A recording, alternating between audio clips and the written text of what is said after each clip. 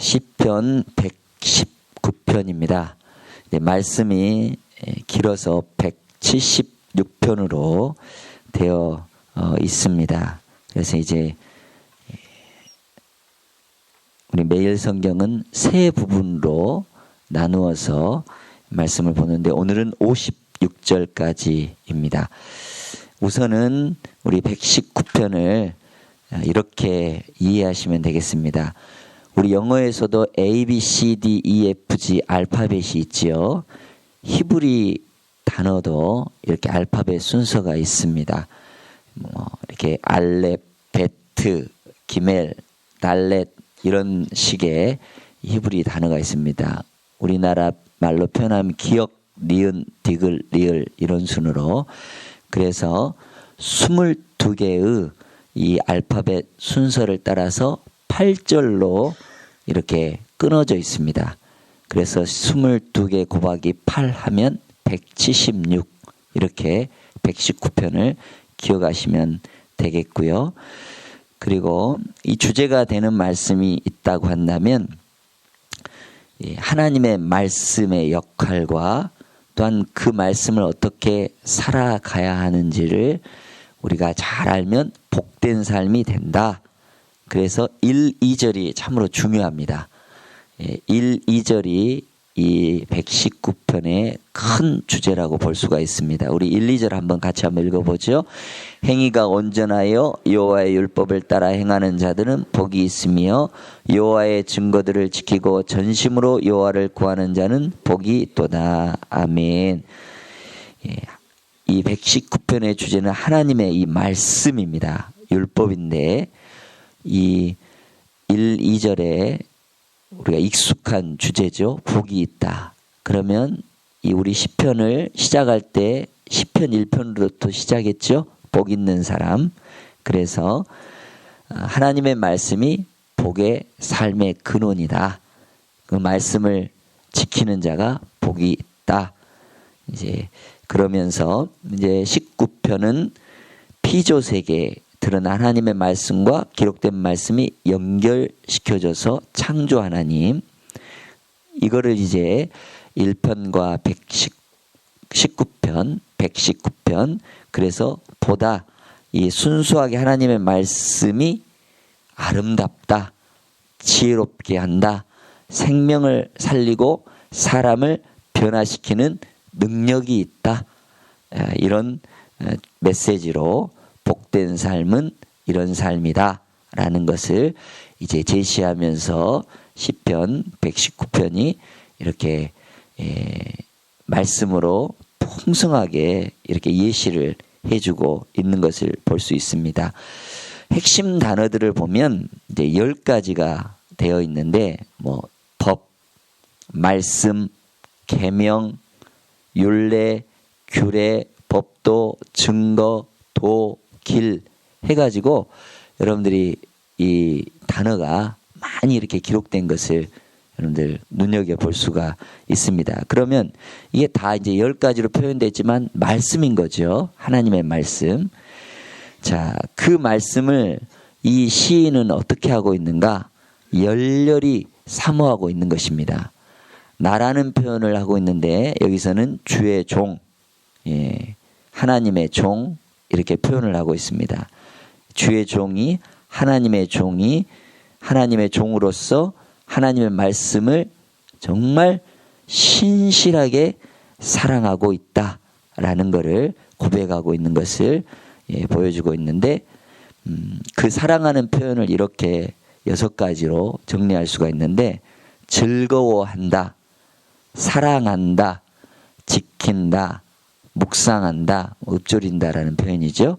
그리고 기뻐한다, 사모한다라고 표현을 하고 있습니다.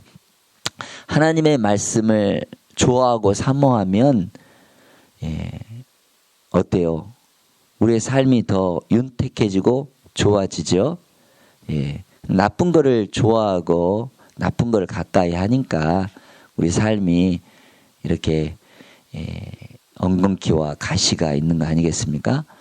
하나님의 말씀이 있고 하나님의 은혜가 있었던 에덴 동산은 풍요로웠죠. 부족함이 없었죠. 그런데 하나님의 말씀을 무시하고 사단의 말에 귀를 기울이고 나서 죄를 짓고 쫓겨나고 고생하고 수고하고 땀 흘리고 힘들고, 그렇지 않습니까? 하나님의 말씀을 가까이 하면 이렇게 우리에게 좋은 걸 주시죠. 우리가 하나님 말씀을 대할 때 우리 요한복음 5장 39절에 보면 너희가 성경에서 이 말씀에서 영생을 얻는 줄 생각하고 성경을 연구하거니와 이 성경이 곧 내게 대하여 증언하는 것인데 예수님을 나타내고 있죠. 그리고 그 예수님을 가까이 하면 영원한 생명이고 믿음으로 고백하면 하나님의 나라의 그런 주인공들이 되는 거죠. 디모데후서 3장 17절은 그 말씀을 어렸을 때 알았는데 어떻습니까? 그 성경은 하나님의 사람을 유능하게 하고 그리고 그에게 온갖 선한 일을 할 수 있게 하는 능력이 된다. 이렇게 표현을 하고 있습니다. 자, 그런 하나님의 말씀이 이렇게 복되다라는 겁니다. 그러면서 이제 끊어서 한번 보도록 하겠습니다. 1절에서 8절까지는 이 내용이 하나님을 구하고 말씀을 지키는 사람은 복되다 이렇게 되어 있습니다. 그리고 9절에서 16절은 정결하게 하는, 깨끗하게 하는 이 말씀에 대한 이 내용이 있지요. 그 다음 17절에서 24절 세 번째 이 단락은 주의 증거는 나의 즐거움이고 나의 충고자다. 그렇게 주제를 달아볼 수 있고 25절에서 32절은 환난에서 어려움에서 구원을 얻게 하는 하나님의 말씀에 대한 내용입니다. 그리고 33절에서 40절에 보면 주의 말씀을 행하게 하시고 나를 살려주소서 이 주제입니다. 그리고 여섯 번째 41절에서 48절은 말씀을 증거하고 전하기를 원한다. 전도에 관한 그 내용을 우리가 이렇게 좀 더 묵상할 수가 있고요. 마지막으로 49절에서 56절은 유일한 소망이 되는 게 있다면 그게 하나님의 말씀이다. 이렇게 정리를 해 볼 수가 있겠습니다. 1절에서 8절에서 보면 여러분들은 하나님의 말씀을 지키는 자가 왜 복된 사람인지 이렇게 알 수 있죠. 하나님의 말씀을 지키면 3절에 어떻습니까? 불의를 행하지 않죠. 의롭게 살아간다는 것입니다. 그리고 어려움이 와도 끝까지 하나님 말씀을 쫓아 살겠다고 이렇게 6절, 7절에서 고백을 하고 있죠. 그 말씀이 나를 부끄럽지 않게 한다. 그 말씀이 나를 감사하게 한다. 치우치지 않는 그러한 삶을 살아간다라고 고백을 하고 있습니다. 9절에서 11절에 보니까 말씀이 내 마음에 있으니까 뭘 지을 수가 없습니까? 죄를 지을 수가 없죠. 내 양심이 먼저 걸러집니다. 이 일을 하면 하나님이 싫어할 텐데 이거를 하면 내 마음에 좀 꺼리는데 그러면서 먼저 하나님의 말씀이 이렇게 기준이 되어져 가는 것입니다. 내가 주께 범죄하지 아니하려 하여 말씀을 어디에 두었다? 마음에 두었다. 여러분들 마음에 둔 것이 무엇입니까? 진짜 중요한 것은 마음에 두죠. 이 땅의 것은 좀이나 동록이나 또 도적질을 당할 수 있지만 진짜 소중한 것은 그 하나님 나라에 이렇게 마음이 가 있죠. 거기는 빼앗길 수 없는 것이죠. 그리고 우리 예수님은 늘 우리의 마음을 지켜라. 그리고 말씀이 이 여러분들에게 떨어지는데 그 말씀을 네 가지 밭으로 표현하고 있죠. 뭐 길가에 떨어지고 돌짝밭에 떨어지고 가시덤불에 떨어지고, 그런 것은 결실을 할 수가 없죠. 그런데 좋은 옥토에 이 마음에 뿌려지면 30배, 60배, 100배의 결실을 한다는 겁니다. 그래서 그 말씀을 내 마음으로 즐거워하고 실천하기 위해서 늘 주의하고, 그리고 우리가 말씀을 얼마나 우리 16절에 즐거워하며 그 말씀을 잊지 아니하려고 노력하는가. 여러분들 하나님의 말씀이 즐겁습니까? 하나님 말씀 부담스러워서 오늘도 학가다를 100번 채워야 되는데 하면서 막 이렇게 부담스럽게, 부담 갖는 것은 중요한데 말씀을 사랑해서 이렇게 좋아해서 기뻐해서 하는 거하고 부담으로, 공부도 마찬가지요. 공부도 좋아해서 하는 친구들이 어디가 있겠습니까? 그러나 정말 잘하려고 하면 노력도 하지만 그걸 좋아하면 되는 겁니다. 하나님 말씀이 내게 좋아지도록 성령님께서 우리와 함께 하시면 당연히 좋아집니다. 억지로 하려고 하니까 그렇죠. 하나님 말씀을 즐거워하고 묵상하고 감사하고. 자, 17절에서 24절에 보니까 성경을 읽을 때 주의 법에 기이한 것을 깨닫도록 우리 눈을 열어달라고, 놀라운 것을 보게 해달라고 18절에 우리가 기도해야 되겠죠.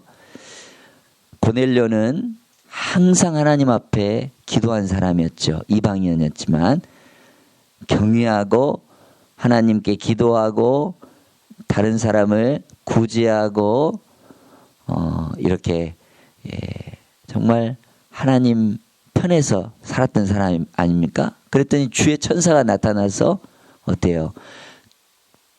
이런 베드로를 초청을 해봐라. 그리고 초청을 해서 온 가족이 다 예수님 믿고 성령 충만하고 그런 이 초대교회 역사들이 있었지 않습니까? 하나님의 말씀 기이한 것을 깨닫게 해달라고. 하나님 말씀 사모하면 기적이 일어나고 또한 우리 안에 정말 이적이 일어나고 기쁨이 생기고 놀라운 일이 있게 되는 것입니다. 말씀을 들으세요. 놀라운 일이 생깁니다. 찬송을 부르세요. 놀라운 일이 생깁니다. 기도를 드리세요. 놀라운 일이 생깁니다. 이렇게 찬양을 부르죠. 자, 여러분들 아무런 도움을 받을 수 없을 때, 정말 힘들고 어려울 때 어느 누구 하나 나의 편이 되어서 도와주지 못할 그런 형편이 될 때 여러분들은 누가 생각나십니까? 주의 말씀이 생각나십니까? 주의 말씀을 통해서 여러분들 위로를 얻은 적이 있습니까? 하나님의 말씀이 정말 양약이 되고 그 말씀이 슬픔 중에 눈물 중에 괴로움 중에 그 말씀의 빛이 쫙 비춰가지고 정말 어둠 깜깜해가지고 도저히 한 발짝 내딜 수 없는 그 상황에 하나님의 도우심을 받아본 적이 있습니까? 절벽 앞에 이렇게 서가지고 이제 낭떠러지 앞에 그래서 더 이상 앞으로 갈 수가 없어요. 그런데 말씀 중에 뛰어내려라 라고 그런 말씀이 이렇게 들려온다면 어떻게 주저주저 합니까? 그런데 말씀을 의지해서 뛰어내리면 내 등에 날개가 있다는 것을 알게 되는 것입니다. 그 순간 어렵고 힘들 때 하나님의 말씀에 온통 다 맡겨버리면 그 말씀이 나를 살리는 기적이 되고 도구가 된다는 것입니다. 거기서 주저앉고 할 수 없어요. 더 이상 힘들어요. 그러면서 주저앉는 것이 아니라 뛰어내리는 순간 내 안에 말씀의 날개, 기도의 날개가 있어 날아갈 수 있는 자유로움이, 힘이, 능력이 있다는 것을 알게 되는 거예요. 그 말씀을 의지하는 것이죠. 그렇습니다. 말씀을 이렇게 사모하여서요. 이 시인은 어떻게 됐는가? 우리 20절 말씀 한번 읽어볼게요. 주의 규례들을 항상 사모함으로 내 마음이 상하나이다. 이 말은 내 마음에 이렇게 하나님 말씀을 너무나 사랑했기 때문에 상사병이 걸렸다라는 뜻입니다. 예, 정말 하나님 말씀이 좋아가지고 하나님 말씀이 너무나 귀해서 그 말씀에 대해서 상사병이 걸렸다. 예, 그럼 상사병이 걸려본 경험이 있으십니까? 말씀이 너무나 좋아가지고요. 예, 그래서 그 말씀이 여러분들 대적들을 이기게 하고 원수들이 네 하나님 어디 있느냐? 하나님 있다면 과연 네가 이렇게 이런 지경에까지 있느냐? 하면 조롱할 때도 그 하나님 말씀이 내게 굳게 세워지는 또한 그 말씀을 통해서 힘을 얻고 기쁨을 얻고 우리가 해야 할 일 앞길을 인도받는 그러한 정말로 귀한 이 말씀이라는 거. 그래서 큰 망망대해에 가면 뭐가 필요합니까? 나침반이 필요합니다. 나침반 하나 있으면 어디로 뭐 동서남북 다 봐도 아무런 이게 보여지지 않잖아. 어떻게 가요? 근데 그 나침반은 정확하게 북쪽을 가르치기 때문에 이 남쪽과 북쪽을 정확하게 이렇게 가리키기 때문에 그거를 기준 삼아서 가면 반드시 목적지에 도달하고 갈 수 있다라는 겁니다. 우리 인생 보여지지 아니하고 캄캄할지라도 하나님의 말씀의 나침반을 딱 가지고 있으면 절대 흔들리지 아니하고 가야 할 길이 뚜렷하고 바르게 된다라는 말씀을 우리는 그래서 주의 증거들은 나의 즐거움이 되고 나의 모사, 충고자, 카운셀러. 여러분들 어려운 일 있으면 상담을 하기도 하죠. 뭐 이렇게 목장 리더에게 또 이 제자반 리더에게 이런 일들에 대해서 한번 기도해 주십시오 하면서 그런 것처럼 이렇게 상담해 주고 또 바른 길을 제시해 주고 그렇게 해줄 수 있는 귀한 말씀이 된다라는 겁니다.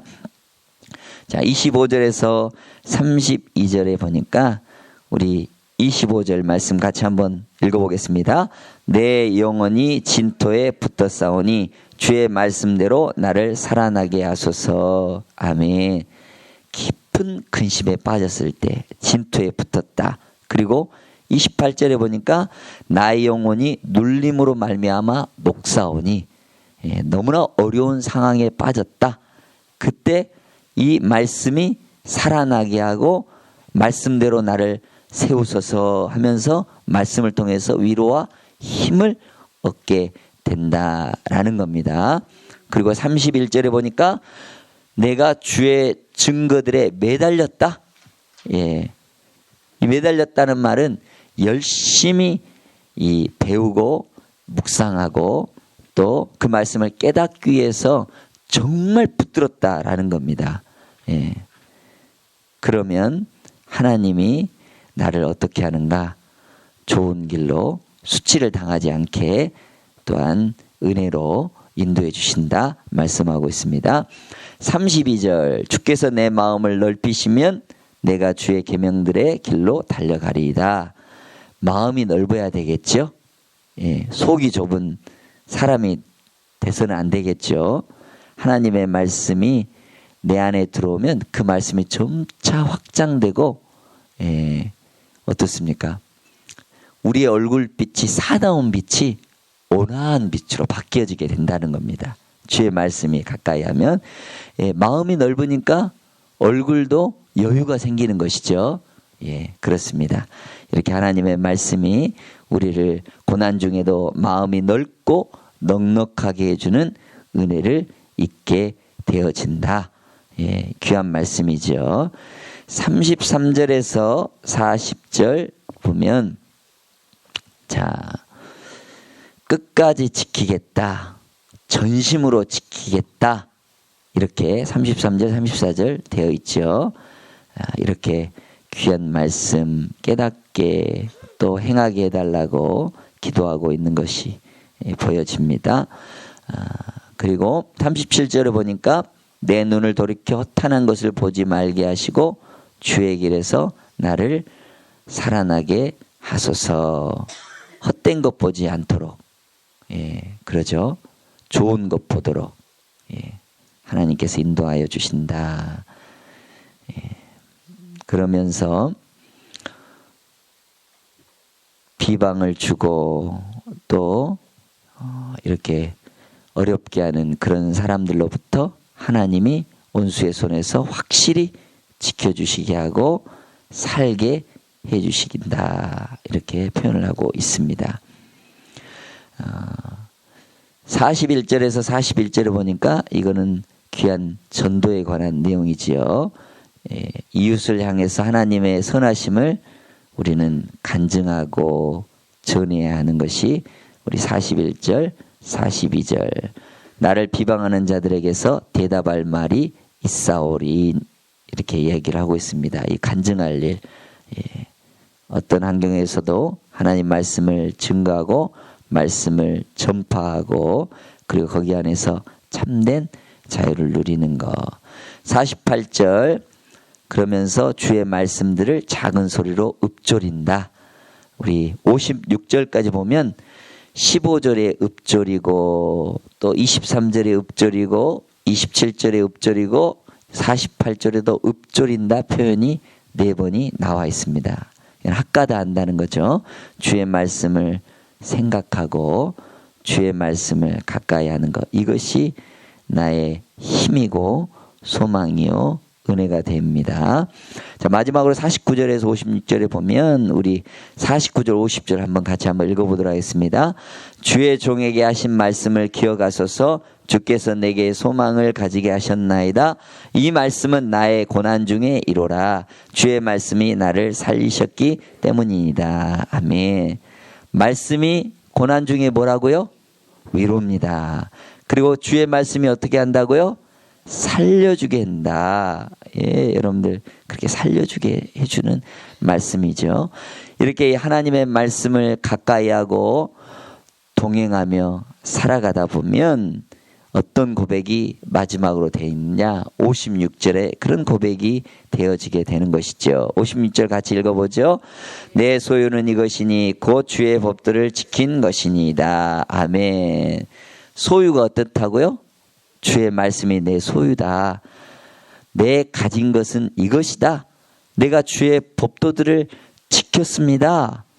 제가 인정하는 것이 재산이나 건강이나 물질이나 이 세상 것들이 아니라 하나님의 말씀을 지키고 살았다.